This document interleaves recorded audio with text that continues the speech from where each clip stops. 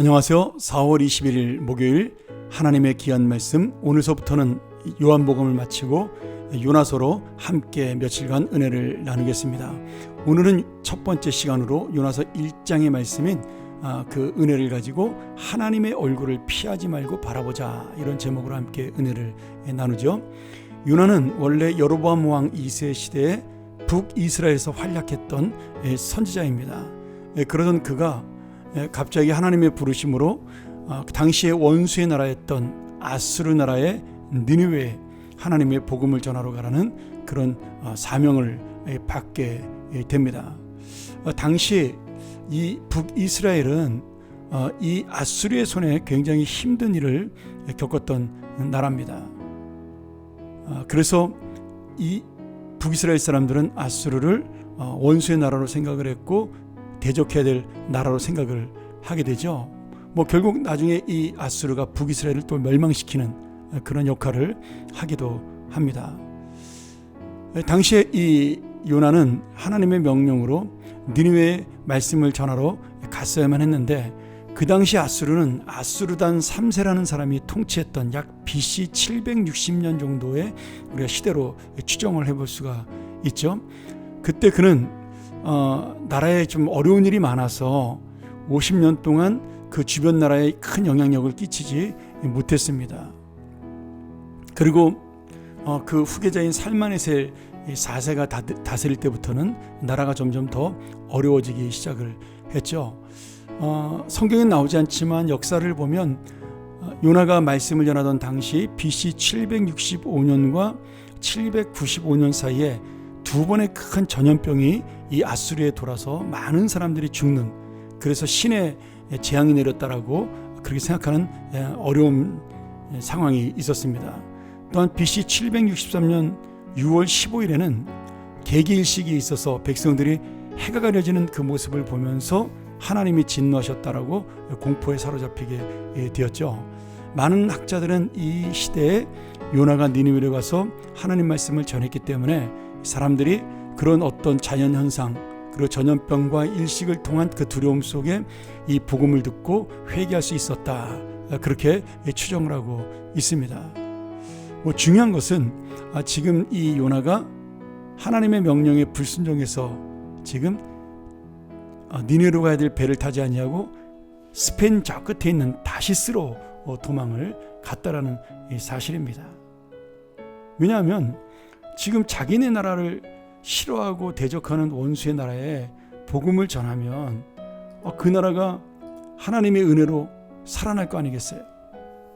요나가 원하는 것은 하나님의 심판으로 아수르가 망하는 것인데, 지금 자기가 복음을 전함으로 그들이 회개해서 하나님의 그 놀라운 은혜가 일어나서 그 땅이 하나님을 믿게 되면 오히려 이 아수르가 망하지 않게 되니까 요나는 그것을 싫어해서 지금 반대 방향인 다시스로 도망을 하게 된 겁니다.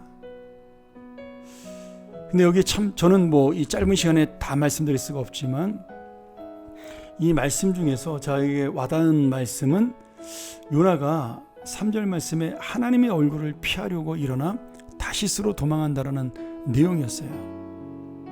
하나님의 얼굴을 피하여 도망했다.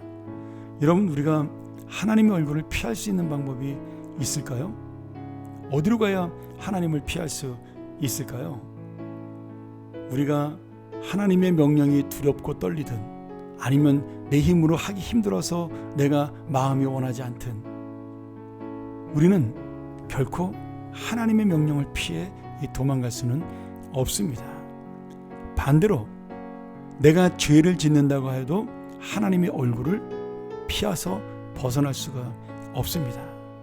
그렇다면 우리가 살 수 있는 방법은 무엇일까요? 선지자로서 하나님을 피한 이 요나가 아니라 하나님의 얼굴을 봤던, 비록 죄인이었지만 약한 자였지만 하나님의 얼굴을 만나기를 소원했던 야곱의 믿음, 다시 말하면 하나님의 얼굴이라는 뜻을 가진 분이엘, 그 지방에서 하나님의 얼굴을 내가 보았다라고 외쳤던 야곱의 믿음을 우리가 가져야 한다라는 거죠. 결코 우리가 하나님을 피할 수가 없습니다. 우리가 지켜야 될 것은 우리의 새로운 인생을 위해서, 새로운 생명을 위해서, 또 우리가 하나님 앞에 복받는 인생이 되기 위해서는 하나님의 얼굴을 피하는 것이 아니라 하나님의 얼굴을 바라봐야 하는 겁니다. 하나님의 얼굴을 바라보는 그것은 무엇일까요? 내가 다시 한번 하나님의 말씀 앞에 순종하는 것이요, 요나처럼 자신의 생각과 자신의 감정을 가지고 움직이는 것이 아니라 내가 원하든 원하지 않든 하나님의 뜻을 바라보면서 하나님 앞에 엎드리며 순종하는 삶을 사는 것, 그것이 바로 하나님의 얼굴을 바라보는 삶입니다. 그런 자에게, 그런 하나님의 사람에게 하나님께서는 당신의 얼굴을 보여주십니다.